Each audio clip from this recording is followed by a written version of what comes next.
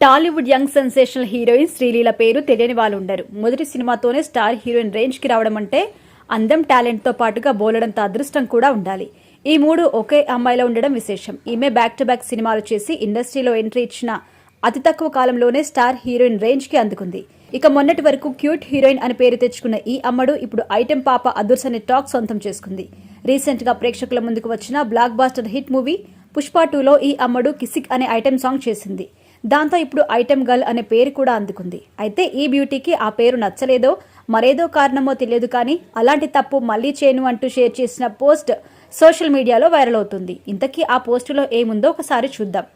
రాఘవేంద్రరావు పెళ్లి సందడి అనే సినిమా ద్వారా మన తెలుగు ఆడియన్స్ కి పరిచయమైంది. అంతకుముందు ఈమె గతంలో కన్నడలో పలు సినిమాలో నటించింది. కానీ అవి ఆమెకు అనుకున్న స్థాయి గుర్తింపు మాత్రం తీసుకురాలేకపోయాయి. ఆమెకు మంచి గుర్తింపును తెచ్చిపెట్టింది మాత్రం మన తెలుగు ఆడియన్స్ మాత్రమే. మొదటి సినిమాతోనే మంచి క్రేజ్ సొంతం చేసుకుంది. ఆ తర్వాత పాపకి వరుస అవకాశాలు క్యూ కొట్టాయి. రవితేజతో కలిసి ఈమె నటించిన ధమాకా సినిమా ఈమె కెరియర్ లో ల్యాండ్ మార్క్ అనే చెప్పొచ్చు.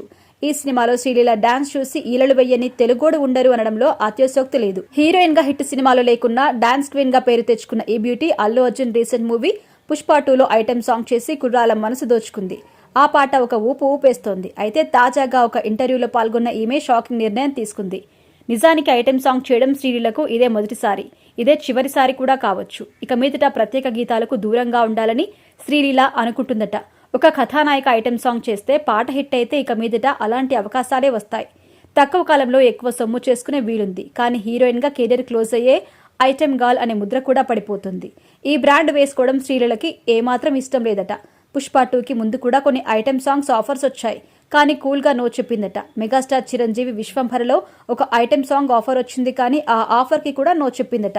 కేవలం అల్లు అర్జున్ తో డాన్స్ చేయాలనే కోరికతో ఓకే చెప్పినట్టుగా చెప్పింది. చిరంజీవికి నో చెప్పడంతో మెగా ఫ్యాన్స్ ట్రోల్స్ కి గురైంది. ఏదేమైనా ఇక మీదట ఇలాంటి సినిమాలు ఐటెం సాంగ్స్ చేయను అని చెప్పేసింది. ఈమె ప్రస్తుతం నటించిన రాబిన్ హుడ్ మూవీ ఈ నెల 25న ప్రేక్షకుల ముందుకు రాబోతుంది. ఈ మూవీతో హిట్ కొడుతుందో లేదో చూడాలి.